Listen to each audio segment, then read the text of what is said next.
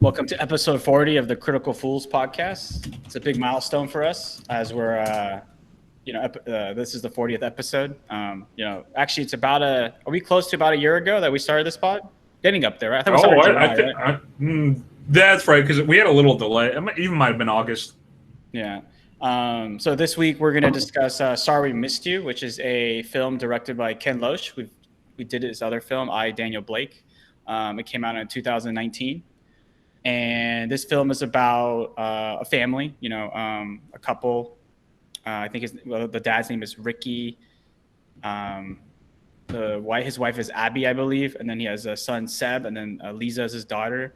And they come from let's just say the modern day equivalent of a working class background in our modern Western society, where they do odd jobs and they do lower wage work. And the film's about their struggles as a family, having to manage the bills, the debts, but also build a future for their kids, because they're trying to also build a platform where they can grow and succeed. And yeah, I mean, maybe we'll do a lot of little contrast with I, Daniel Blake a bit, because there's a lot of similar themes. But off the offset, what did you think of this film?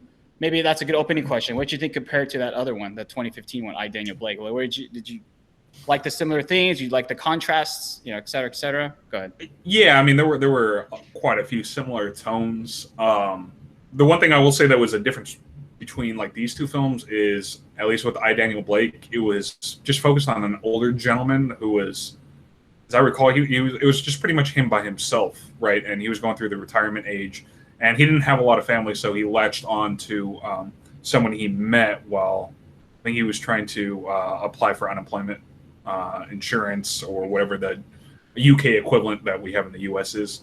Whereas with this film, it showcases sort of a working class family. So that was a little bit of a different dynamic, and you see the struggles because, at least with I, Daniel Blake, it was just the main character trying to apply and try to take care of himself.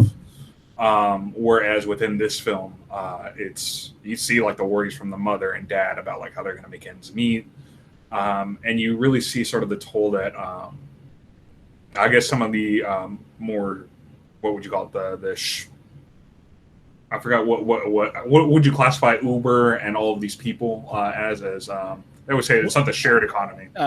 It's the gig economy, but the legal term is that they're independent contractors. So we'll talk about that. That's one of the one of the themes how he showcased humanized that job and the difficulties of that work was I thought one of the strengths of this film, which we can jump into. But go ahead, I didn't mean to. Yeah. So it sort of showcases some of the I guess problematic issues that the gig economy has, and at least here in America, I can't really speak to how it's sort of portrayed in Britain, at least in mainstream society. Aside from this film, a lot of advertisements talk about how great the gig economy is, how you can make your own schedule, right? You can work sort of jobs. You can be your own person. In reality, that's just not the case. There's a lot of pitfalls. A lot of times people are barely making ends meet, and you're just working your butt off for little to no pay. And you don't get a lot of the benefits that employees of, say, Amazon or Uber actually get. It's a way of them counting you as employees without you really being employees. So I thought it was good because it talks a lot about I would say jobs and people that really sort of get left behind, right? And I like how they tie this into the financial crash, because what a lot of people don't realize is many families are still burdened with, the ramifications of what happened after the 2008 financial crash. And that was really addressed in this film, which I sort of appreciated. Yeah, that connection was good in this film. I think that scene, one of my favorite scenes of this film, is when the guy hiring Ricky is like, "This job is great. You're your own boss, your own hours. Don't you want to be your own entrepreneur? Mm-hmm. Are you all about that?" And obviously the guy needs the job, so he's like, "Yeah, I'm all about that." But it's it's the same lingo you hear from So I mean, I don't want to say the name because I want to get in trouble with this individual, but I listened to a podcast where he's a venture capitalist, and he had some CEOs on, and they were talking about how the gig economy is great. We need a third way between independent contractors and full-time because people love that flexibility, making that money. I was like about to go off like this is such Might BS. this be a Silicon Valley VC podcast? Might I be correct in that? Yeah, but not the one you listen to, the one that's just him, which is even worse. Really? Okay. Yeah, he had a CEO of one of these Uber gig economy type Okay. companies, and yeah, they were talking about how like labor laws need to be edited and changed in America, and like Right. they're basically making the case why the gig economy is like good Fantastic. and here to stay, and like oh, and how what they should do with health insurance is like if you work for let's say 3 of them, they should all pull in money so that can be a fund for health insurance. I was like, yeah, whatever. Yeah, I mean, we Yeah. we don't need to get too political, but I have my own. So that's interesting that they're actually advocating for healthcare being provided by employers. 'Cause I would have thought they would have been on the idea that they shouldn't. I think ideally they shouldn't, but I think they've seen the political compass move a little bit, so they know. You know how these. Well, we grew up in this area. We know how these companies think, right? They give you a carrot to hit you with another stick later, right? So. Sure, I mean, it's not like Amazon was trying to go to $15, for their employees just out of the kindness of their hearts. They were trying to basically put pressure on some of their competition so that they would burn out, and then they'd be the sole dog in the fight. Yeah, but also take a shot at politicians who say like, It was both. It was both. Yeah. It was a really smart move on their part. Yeah. But cycling back to the film, to your point, I mean, I forgot what I left off, but basically, like that scene was really good because I think you hear that early in the film, but then when you see how his story progresses, you see that it was just a fallacy, right? Like they got hit the markers on time. They're actually more managed than they were if they were just in a very like loose, work from home job, like hit your markers. I mean, I also thought that was really powerful was when they show like we hear this a lot in the stories, right? Like the pee in the bottle thing where like his mentor is saying like, you're going to need this empty water. And he first says no, but towards the end of the movie, it's like, it's critical to him, He So critical right before he gets beat up.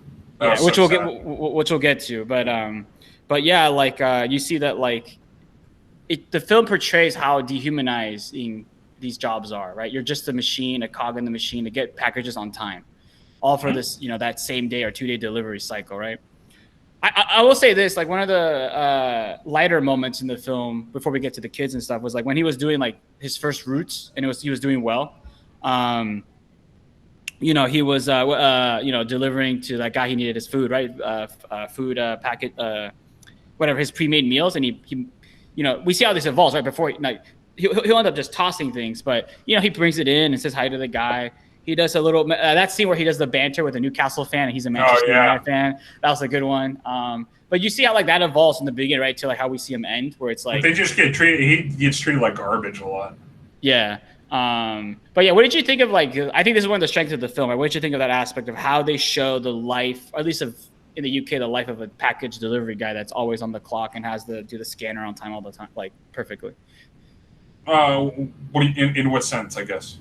Like, did you find the portrayal too biased one direction, or do you think it was obviously they were trying to make a critique, right, on our current society and kind of like the pitfalls of the gig economy. Thank you for that. For some reason, that term was slipping my mind. But yeah, I mean, obviously, within any sort of filmmaking, there's going to be some bias. Obviously, they're trying to showcase like one aspect of the film, and I would say they're trying to extrapolate a little bit, but they are trying to shed light to some of the issues that the working class face. Because obviously, and we both know this, it's not the best conditions. People don't care. People don't really realize how high the percentage, at least in the U.S., is of jobs that people like first start out with that are temp, gig, or contract. Right? It's like massive. It's like upwards of like 60% or something like that. So it's not like it's my big issue with this. It's not like it's going to lead to sustainable outcomes unless things change.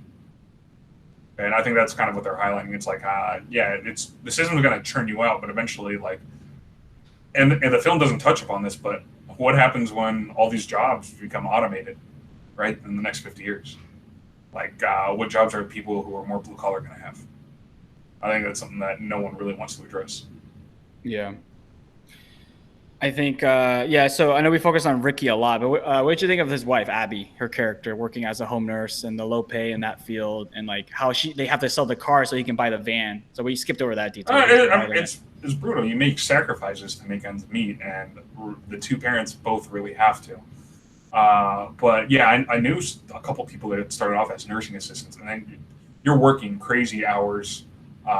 And it's difficult because you're looking after elderly people who can't take care of themselves, and you're not making jack, making like minimum wage, which is like crazy for the amount of like the brutal impact that that work takes. I will say, at least with nurses, like it's tough, but you're making money. With nursing assistants, you're not making jack. Yeah, and I think a subcurrent in this film, which I liked, was how they are, even though they're low paid, for these elderly individuals, it's a critical service that they provide. Like they need these people to 100%. show up and help them out. Like, Oh, and so by the way, apparently she's a home care nurse, but and I'm not sure if that's closer to an actual nurse or a nursing assistant, just for context. But go ahead.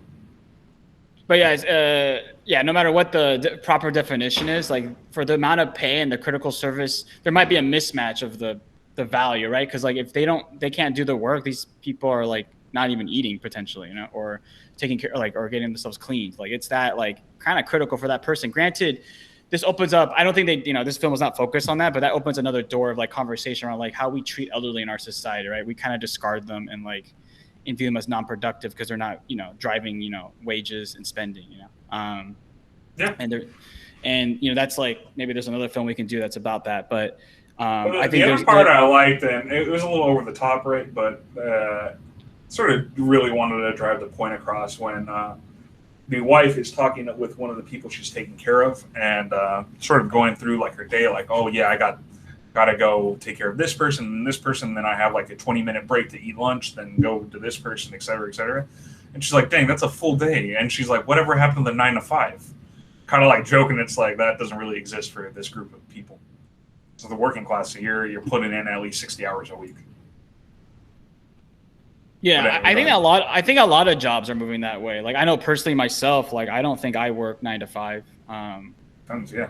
I think I give a lot of credit to the people that can work like that 9 to 5 or 10 to 6 range, but even they, I don't think they're perfect. Like they still might answer emails late or whatever. But I know, me personally, like. Well, beyond that, especially like with your line of work, you're expected to be on call certain times. Yes. So, but also, that's not 9 to 5. But also, like I think the difference also is like, or it's not. It's I guess like, yeah, it's a white collar job, and like I guess white collar jobs traditionally have been like, come in, do your memos or meetings or whatever, but like in the field I'm in, like maybe you're struggling on something all day and then it clicks, like do you really want to log off? Like it's I think labor and wages is, I think in the next, not our generation but probably the next generation, like they're going to revisit like how it works depending on the job and the role, because what I could argue is that I shouldn't have like set hours, right? It should be like the work that I do, and like is that work, like is it too much or am I doing too little? Like, and that again, that comes back to like management, estimation and stuff like that. But when it comes to hours, like I know people who can't really function in the morning, and then they're they're just chit chatting, yeah, and then they're grinding like 3 to 8, Yeah. I mean, and I'm more of like, I'm a morning person, so like I love getting a lot of stuff done like 7 to right 10, early. yeah, 12, and then like try to do my wind down stuff in the afternoon. But that doesn't always work because like maybe I'm working with somebody who's more of a 3 to 7 guy. Like it's tricky, right? Like the balance. So, but yeah, I think in general how we think of work is going to evolve over the next 5 or 10 years. So. Yeah, no, I agree with that. I mean, it's already changed in the last 40 years. Yeah. And it's just accelerating, I would say. So we talked about the couple. What do you think of the kids, Seb and Lisa? I mean, the kids. It was interesting because you see a lot of like the angst of from the boy. What was his name? Sev. Yeah, you see a lot of angst with him, and he kind of annoyed me at times because he didn't appreciate, I would say, like what the parents were doing or like the sacrifice they put in. It's kind of like the typical sort of entitled mentality, right? And he was just like, he wanted to sort of be angsty and hang out with his crew, and they would go tag, right? He was all so obsessed with tagging and like trying to.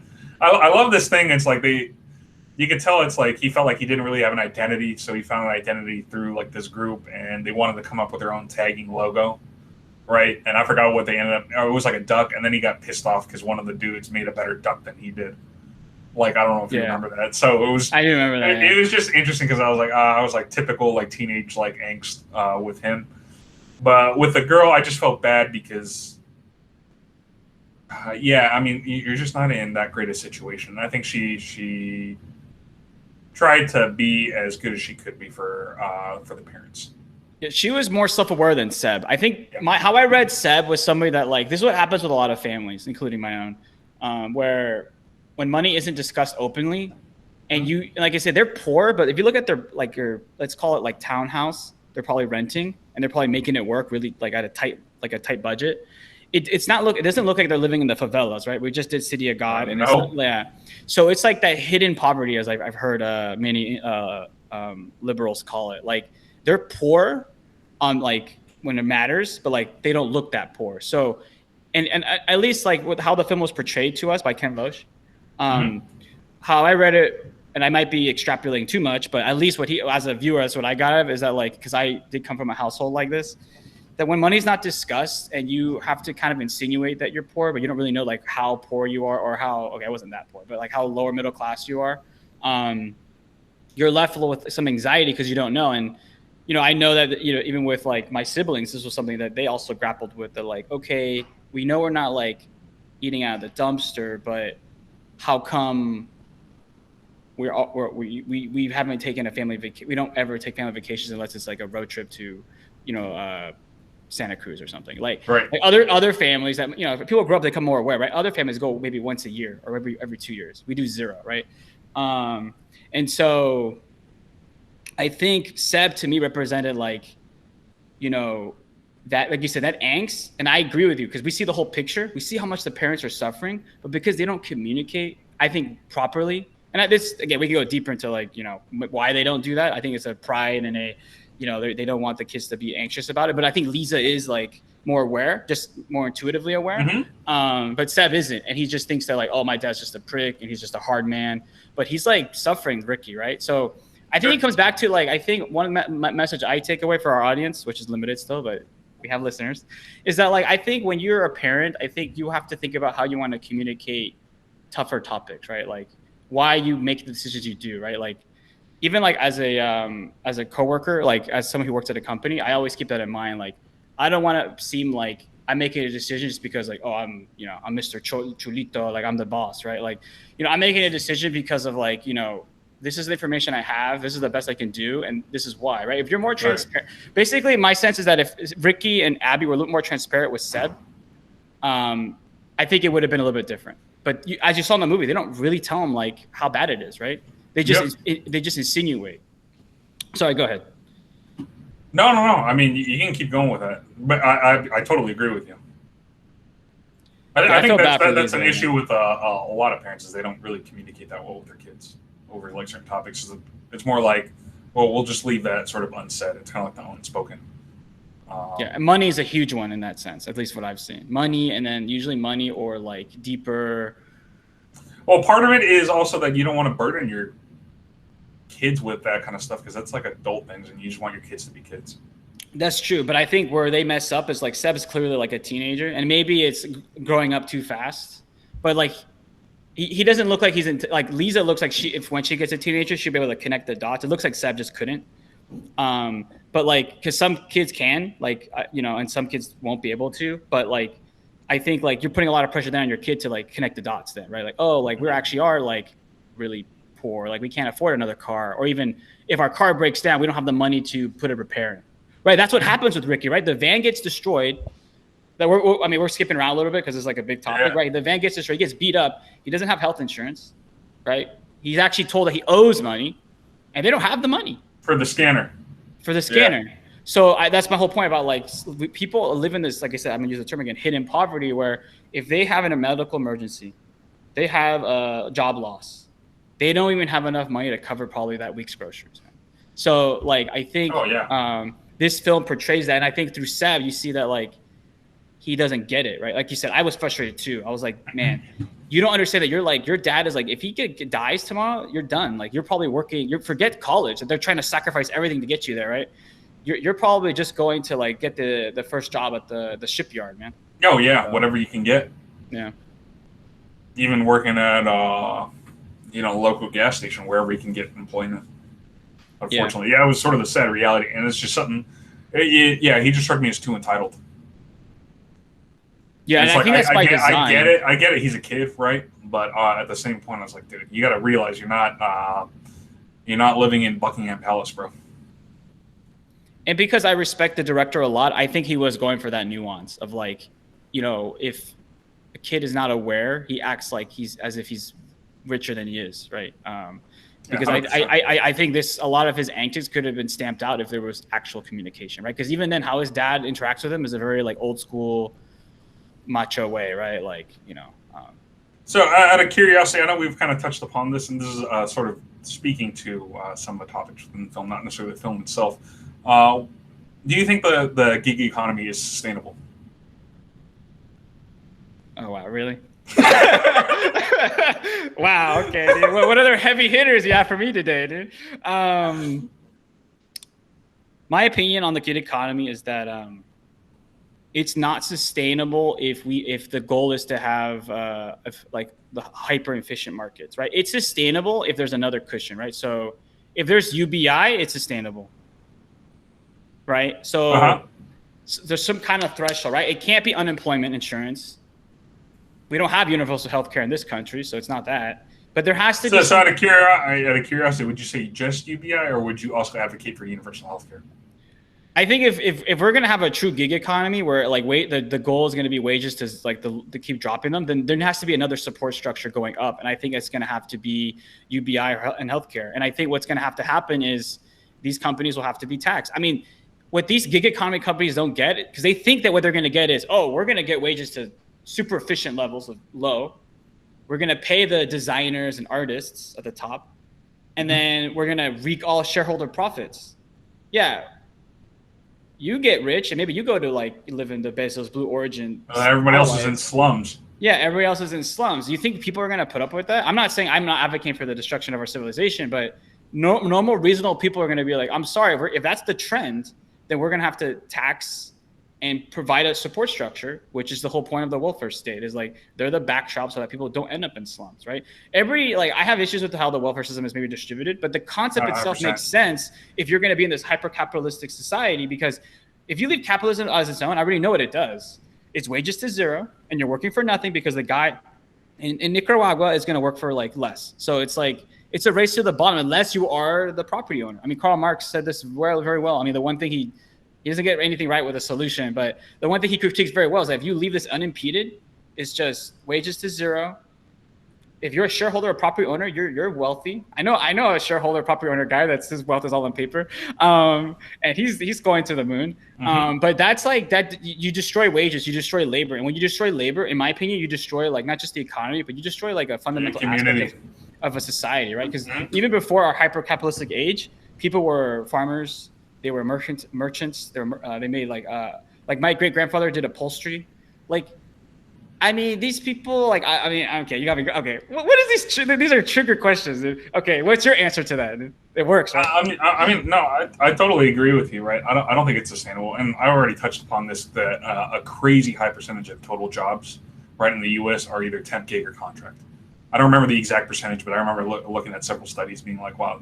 And based on anecdotal experience from myself, yeah, most of the jobs I've had have come through third-party companies that were sort of job filling, right? And then they ended up becoming permanent, but it's tough, and you just see sort of the level of some people struggling. You've been there too when you were in college working for Round Table Pizza, right? I mean, you see and know that it's like, it's not exactly the healthiest job market, despite what the nonsense unemployment statistics may say. My issue is that I want to Yeah, jump in on the round table. Go hold ahead. on, hold on. We'll get there, right? Because there's a lot of anecdotal experience that I think we both have a little bit, and in different ways. But I guess my point, and to like build upon what you were saying, is that yeah, if you're going to keep increasing and going towards absolute efficiency, you're going to have something that is there to support. And I know they use the analogy of the safety net. My big issue with the way the current welfare system is set up in this country is that it is meant to disincentivize you to, try to better your life. So if you start winning or getting off of that, eventually they're going to cut you off. I have a big issue with that because it's only when you're doing horrible is there something to sort of help you a little bit, but then it keeps you sort of constrained in that way. It's like, I think there should always be something there so that even if you're doing a little bit better, you're not immediately cut off. If you fall down, it's still there, which is where I think UBI can come in very handy. My other thing that I would say is twofold. I think that you do need some sort of universal healthcare type system, not necessarily completely like doing away with private. You can sort of have that, although it's a little murky, but this is a complex topic. You're going to have some type of universal healthcare, and I think that is beneficial not just to people who are on the gig economy, but also people trying to start companies. It's one of the biggest constraints to new businesses and people trying to start and hire people is actually that they have to provide healthcare for them. And that's a massive cost incentive, especially given like the mass bureaucracy and just terrible design structure that we have within U.S. healthcare system and how it's entangled with insurance. So I think it's beneficial twofold for the gig economy workers and people trying to start new businesses. I agree, but I think the power structure likes it because it lets them be the VC capital that keeps it going, right? Then they own the company a lot. Yeah, but given that I know people and I've actually worked in the startup space, I've seen actually or I've talked to people about how difficult it is actually trying to hire more people past a certain point. So I think it's once you get to 40 employees, you have to start providing healthcare to everybody. And that cost is just insane. It's like stupid amounts of money to try to have a what do you call it? It's like a company health plan for all your employees to cover. It's a huge cost. No, yeah, it's healthcare in this country we pay the most per GDP, and I don't think the service is as good, but whatever. No, it is not. The research unless you're at the tippy top, then you get the best surgeon on the planet. Yeah, exactly. The research is good, but I mean, for the everyday person, the service is TBD in quality. The only thing I was gonna say about Roundtable is that I knew I would strike a chord there. The only thing I want to say about Roundtable is that for context, I worked at a corporate one, so it wasn't like the family-owned ones that usually have more leeway. It's the only job I've ever been at that I've had rough moments at my current job and my previous job, other jobs in college and also professionally. But Roundtable is the only job that I felt it broke me a little bit. It was that tough of a job. The job itself wasn't hard, but the environment. People talk about toxic environments. I'm like, that was toxic. And then but also how I saw firsthand how they would understaff during the rush hour because they wanted to maximize the most productivity out of you versus properly staffing. And yeah, I mean, it's insane. And then corporate would come down, complain about everything. Oh man, dude, that was Of course they complain. They're saying you're not working hard enough. Yeah, and then they messed up. We're not paying you $7.25 an hour for you us to not maximize every moment that you have. Yeah, you're on a big salary, dude. Okay. Oh, big salary. Yeah, it's I knew I had that moment because and I actually talked to my sister about this because she's actually done this longer. She worked at Jack in the Box. Oh man. And then Annie's Pretzels. And Annie's Pretzels. I think it's called Anne's Pretzels. Whatever that place. I know Anne's Pretzels because I used to It's actually owned by a private equity group. Of course they are. And the private equity group's name is Ruthless, I'm sure. Is named after the one of the characters in Fountainhead, Ayn Rand's book. Her first book, Of course. Yeah. So they cut everything. So as much as she could play about Jack in the Box, her stories about the pretzel place was worse. Wild. Because that company really did believe the Randian philosophy of these people are slaves and we need to maximize returns and we don't care if there's no bathroom breaks or you're sick, whatever, you're fired. But I mean, we do have some labor laws, so they had to have some bathroom breaks. The thing is that for her story, you could sue. Toys R Us actually had a massive lawsuit over that. but I think that's the trick. I think people have to get educated around that, because I think what my sister saw. Oh, they wouldn't let them know. They wouldn't, no, but they were so scared, right? Because they would hire people from the bottom of our society or illegals who didn't feel comfortable challenging the authority.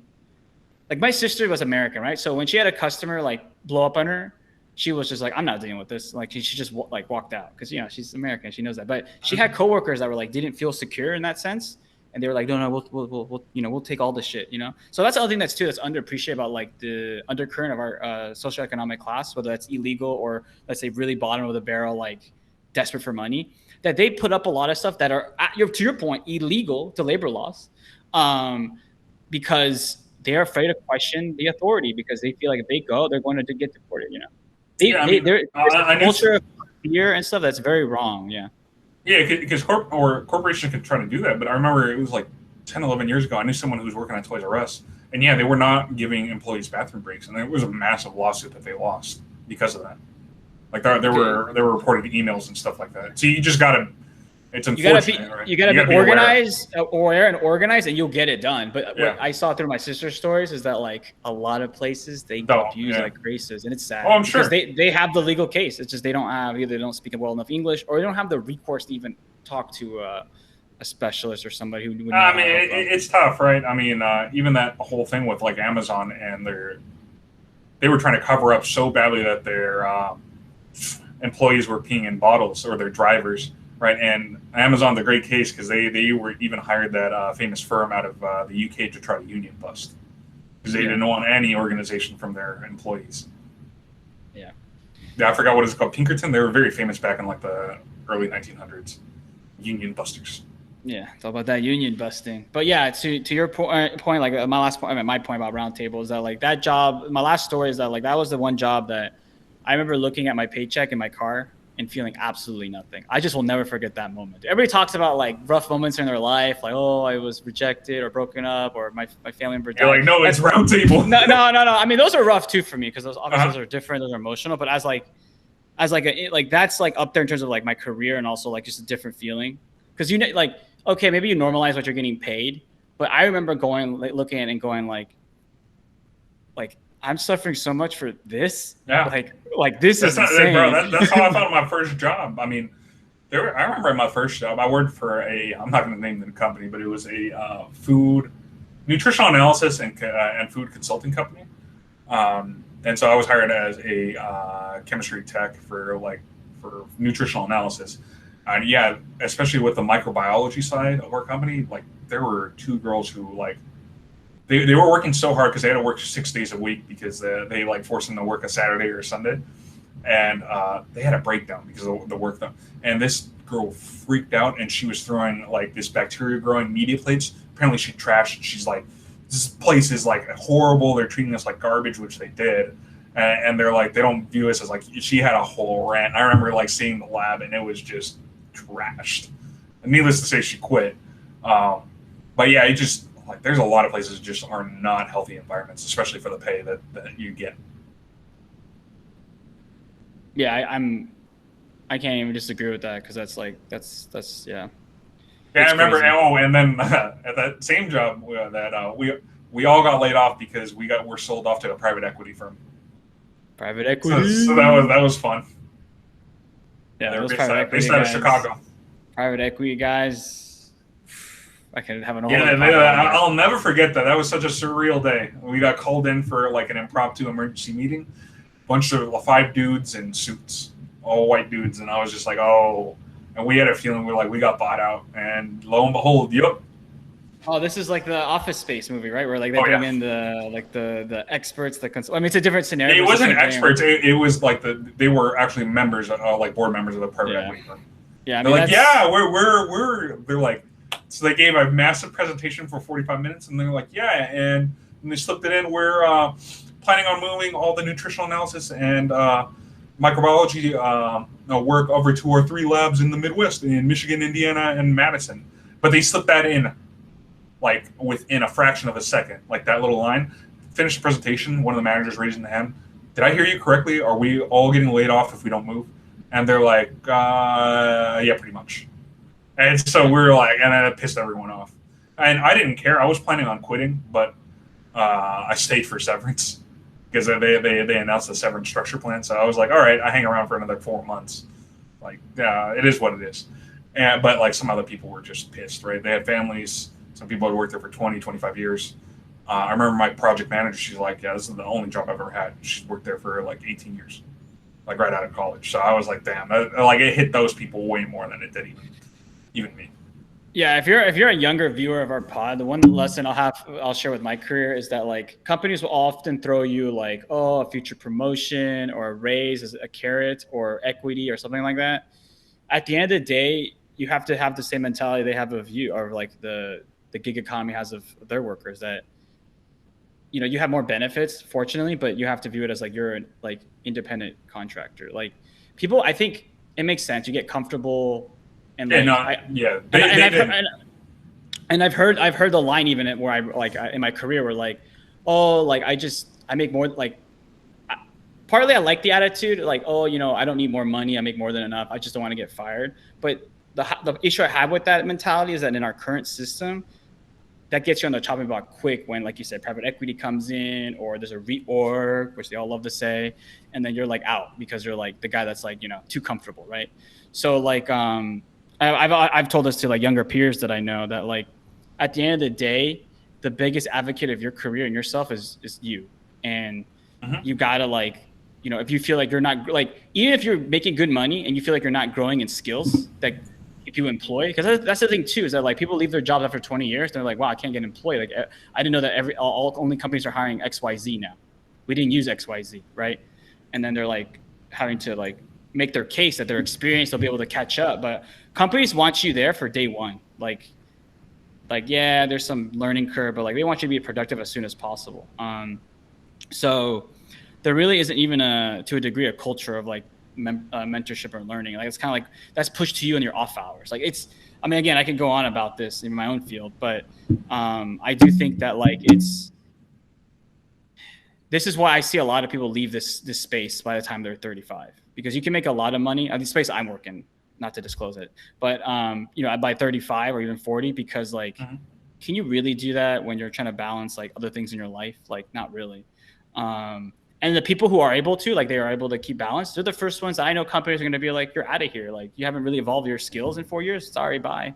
And the job market, it is what it is. But and sometimes it's good, sometimes it's terrible. But yeah, I mean, that's why also like when they try to get you with like equity or promos and stuff, like I already been burned once by it. So like I've already been like, yeah, I think basically what I'm trying to say is like, if you have a timeline of how long you want to stay at a place, or you want to see yourself in a certain comp, stick to that plan versus like believing any like maybes that they'll have for you. And then like don't ever stay. And I told this to a guy that I know works at a big company, that like the equity is nice and maybe you're comfortable with that, but like if you have other goals and dreams, like don't just stay because they're giving you shares, and you can sell it for a lot of money. Right. I mean, unless you're going to use that to enable your future life, fine. But never, like I understand people like make decisions based off like money. I do too. But never make it a holistic view. Don't make it like, oh, my whole decision is based off like, oh, I think this IPO is going to the moon. Like I also have we have a mutual acquaintance / buddy that like, if we're really honest, he's probably miserable, but he's so addicted to the lifestyle that he wants to stay, right? But if you really like said like you could do something else and still like maybe somehow maintain it, he would leave that thing tomorrow, right? There's a trade-off, right? There's money and then there's like quality of life, and I think it's very rare to get both. So, anyways, that's my long tangent. That's fair.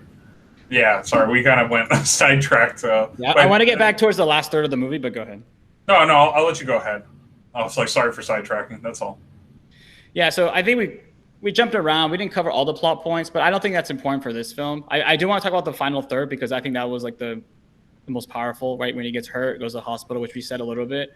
But that ending scene, what'd you think of that ending scene? I thought that was one of the better scenes in the movie too, where he's like, well, I gotta... It was just brutal because you just feel so much pressure, right? And you just realize that it's just this cycle.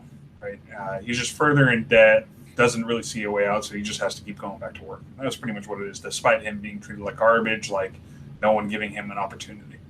Yeah, but I thought how the scene was crafted was well done, right? He's injured, he didn't really like get any treatment from the hospital, and he's on the road again, And like his son is it was a brutal way. And I his think son even kind of came back. yeah, his son I think finally got it. Like, wow, we're in a pretty bad place if my dad has to get in this van when he should just be resting at home to work Hmm. because he knows he needs to pay these bills, you know, because he owes all Yeah. these debts. So yeah, I mean, it's this whole movie in many ways. I still feel like it was Daniel Blake was a little more emotional for me, but this film was like I think it was well done in the sense that like I don't think we have enough films that talk about the gig economy experience. And maybe it's a bit biased, and you know the critiques will say like, "Oh no, there's benefits, there's flexible hours, blah blah blah," a lot of sweet truths. But I think the reality is that if you're trying to make this like the backbone of like your cash flow, like if you're doing this because like you're bored and you're like, oh, you know, I'm single, bored, and I have this normal job, but I want to do this too. I think that's what it works for people, right? Because they meet new people, they probably get some connects. They go to, you know, maybe one of their customers is a DJ, then they get a hookup. You know, I get it, but like for people who are trying to make this like a career, like how really feasible is it? Unless you're like you're going to every rush hour, you're going to all the hot spots. Like I don't know. Hmm. And I think we're seeing this now in COVID. This is how we go full circle. These companies are struggling to hire drivers because they're like, wait a second, unless I'm going to get higher wages, I'm not doing this. So now these gig economy like services are charging more now. Like I was reading the other week that like this person needed to go to LaGuardia from Midtown Manhattan. They had to pay like $200, like the price of a flight, basically $200. Yeah. Because they're like, what the heck? Because there's demand because people were used to this instant gratification, but drivers have said, you know what? Unless I'm getting paid more, I'm not slaving away like this. You know. So there's the market's readjusting. We'll see what these companies do, but that's not what they sell customers, right? It's this fine balance, right? And what's funny is that like the powers to be have already shifted their tune. So I read with the critique I saw, and when I forgot it was Bloomberg, it must have been Bloomberg, was like millennials need to like the venture capitalists are no longer going to sustain millennial. First of all, I don't know why they keep saying millennials. I was always the bad guys, but millennial lifestyles. I was like, what do you mean millennial lifestyles? Venture capitalists aren't going to subsidize, or these companies already were like abusive. Like, what are you talking about? But they want to reframe it like, oh, you know, you shouldn't have always been used to the cheap rise. Yeah, well, let's see how these companies survive when it's not like cheap anymore. So good luck, you know. Yeah, that's why that's why they're banking on now they're banking on having multiple verticals like driving, food, and other things, because they know that they just relied on driving, they're done. So yeah, it's no, I don't have anything more to add on that. Anyway, is there anything else you wanted to touch upon within this film?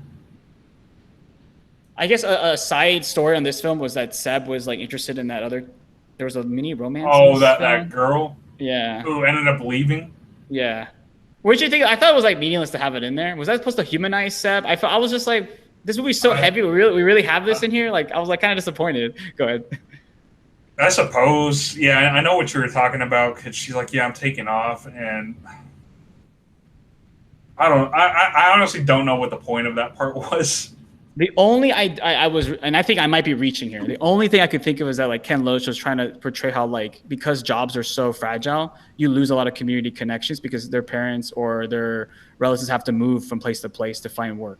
Right? We hear this a lot in America, right? Where like people from Iowa go to Austin, Colorado, New York, California for jobs, even if the jobs aren't like super high paying, just because that's where the jobs are, right? That's the only thing. But I will still say this as a critique. I don't think that was done well. That was the point. Right. No, I mean, I agree. I thought it was kind of pointless having that there.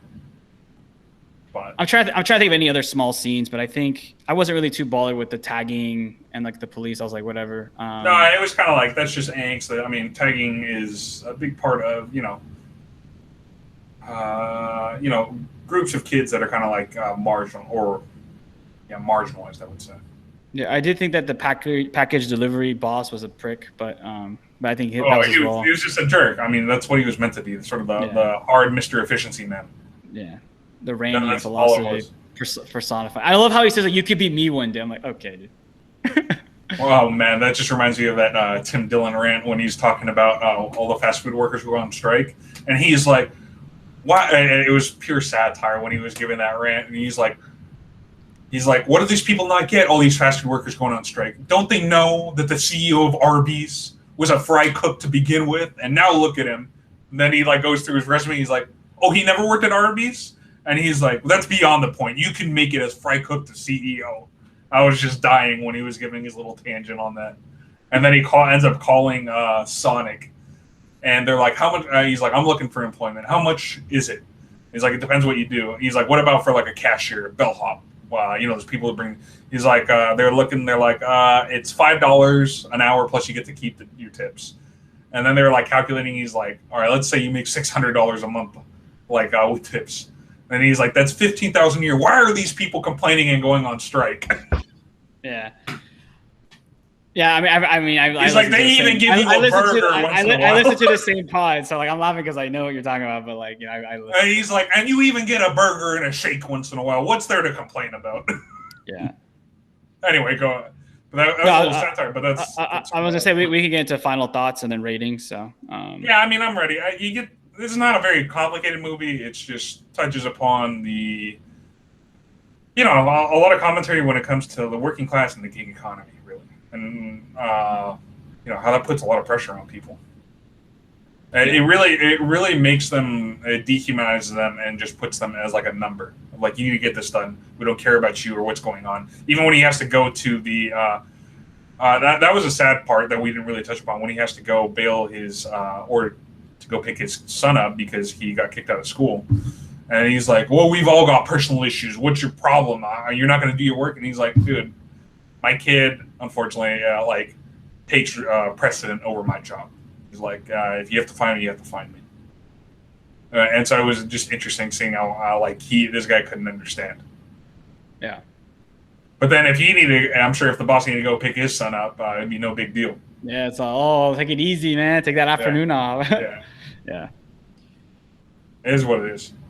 But anyway, yeah, you want to get into final thoughts? Or Sure. do you want me to start? You can start, and I'll wrap up. Sure. So, I mean, this was a good movie. It was, in many ways, the UK and the US are very similar, right, in terms of like how we're set up, and like a lot of the same dynamics apply to both countries. So, like, in this case, they're obviously trying to, I would say, talk. The biggest example were like Amazon delivery drivers, right? So they didn't call them Amazon delivery drivers, but that's basically what they were. And so it's interesting because Amazon has been in the news as of like the last 4 months, and there were like big scandals about union busting, as we discussed earlier, as well as controversy that a lot of the drivers were peeing in, having bottles that they had to pee in because they basically had to maximize a route and delivery packages because they got paid based on how many packages were delivered, so they would just pee in bottles like on their way, which is a brutal reality, right? And so this film did a good job showing some of the blue class workers that kind of are forgotten and not really talked about, and who are still sort of reeling from the effects of the '08 financial crash, which a lot of people will still say that, or assume that all of that has gotten better, that everyone's recovered from that. In reality, that's just not the case. It's more of our financial institutions have recovered, at least theoretically speaking, right? We both have our own opinions about some of the bad behavior that's still going on with a lot of the financial institutions, but they're okay. But a lot of these more working class people really got hit, and they're still reeling from debt and trying to get out from under it. So I think this movie did a good job showcasing the gig economy, how it really puts a lot of stress on families, and how a lot of people really can't make ends meet who are in this socioeconomic class. I thought the acting was good. Pretty much my only really big criticism of the film was I didn't really find it necessary that they had that sort of love interest with Seb. It didn't really add anything, right? It's not like he sort of continued his sort of angsty behavior. It didn't like make him change in any way, one way or the other. And I just wasn't sure what I was in. Oh, on a side note that we didn't really talk about, another brutal scene that I thought was good was when it was one of the tougher scenes in the film, is when Ricky slaps Seb because he thinks he took the keys so that he wouldn't like miss his job, right? And so that was a brutal moment. And then it's revealed that actually the daughter took the keys as a way, and I wasn't quite sure why she took them. She said to try to like reconcile the two. No. She took them because she felt that like ever since he took that job, their lives have gone down the toilet. That's right. But she's still a little girl. She didn't really see it. Like again, it goes back to my earlier point about communication. Even though she might have been too young to have these real talks, she just thinks that like my dad got this job because she does join him right on some of the routes, and I like she probably realized like, well, this job like it's something like it's different, but like it hasn't improved our lives like we thought it would. You know? Yeah. Anyway, so that happens, and then it's revealed, and then it's like a huge mistake because he hit his kid, which was that was one of the more brutal moments of the film. So it had some good moments like that. Some that was kind of like some moments that were kind of like a gut punch and really stuck with you. And it was just interesting. There was no, I guess, big shocking moments in the film. It was very linear, but it was still a good watch. It was a decent pace to it, and it was very similar in the style and what it was trying to convey as I, Daniel Blake. So for me, I would give this movie an 8.5. I'm just putting it in my sheet so I don't forget. So I'll jump in now. So I'm a big Ken Loach fan. I think everybody kind of says that I picked all the Ken Loach films, and I probably have one more in the back pocket I do want to get to eventually. I see that where his gift is that he's able to make films that are like indie films. Because we've done indie films in this pod, but he's able to make indie films that like I think the average film person could watch. The average like casual they watch like I hate using that analogy. So I'm gonna use a different one. They watch like those Christmas films that come out every year, or those horror flicks like The Quiet Place or something, and they can watch this film and get the message, hit the emotional points, and then have some thoughts and takeaways. I think that's where his gift is, because sometimes with indie films we've seen it, right? Like we look online, we're like, wow, it's only like a really niche that really have seen this film and they're getting the message, you know, because sometimes the style or the way it's like you said, the pace. I know you're going to do a film eventually that like, I know a lot of people are going to be like, I'm not watching that, you know, because it's so long. Which one? Oh yeah. Good film, man. Yeah. But you know what I mean, right? Yeah.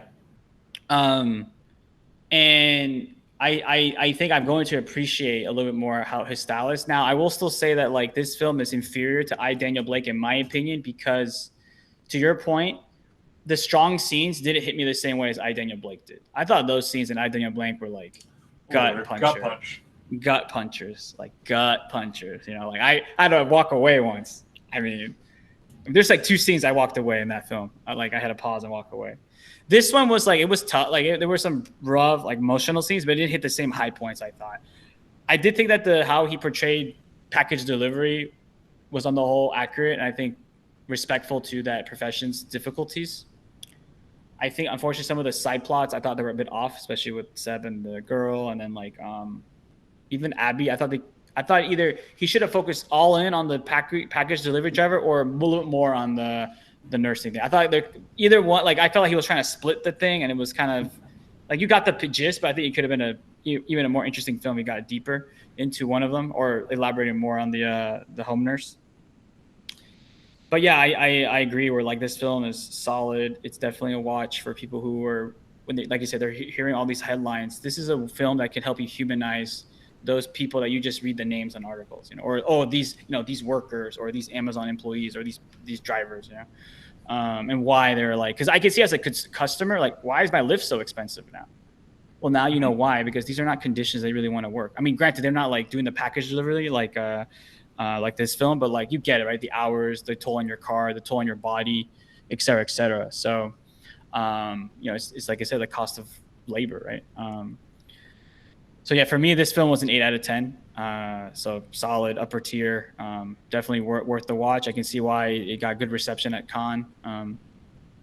And yeah, I think that pretty much wraps up this milestone episode. 40 is a big one for this pod. And there's a lot more content coming our way. Soon. Yeah, it's pretty exciting. So yeah, please like and subscribe, and please leave comments, and let us know. We're trying to keep growing this platform with film content that is not widely discussed, or topics are not widely discussed. Because I will say some films I've seen a lot of content, but I've seen like films that we've done. That, once in a while we throw in like a more mainstream hit.